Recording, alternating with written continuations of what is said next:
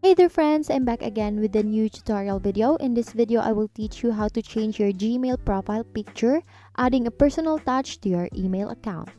To begin, open up your Gmail account, look up at the top right corner of your Gmail interface, and select your Google account.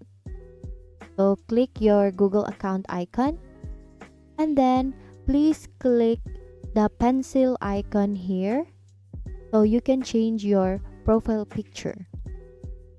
So you will have then a window here in which it has an option to add profile picture.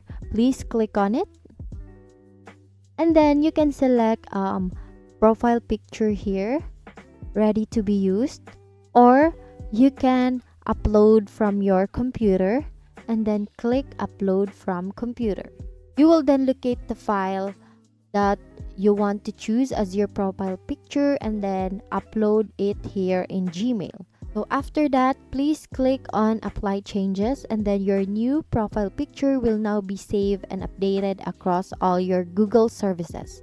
And that's it. You now know how to effortlessly change your Gmail profile picture, making your email account uniquely yours.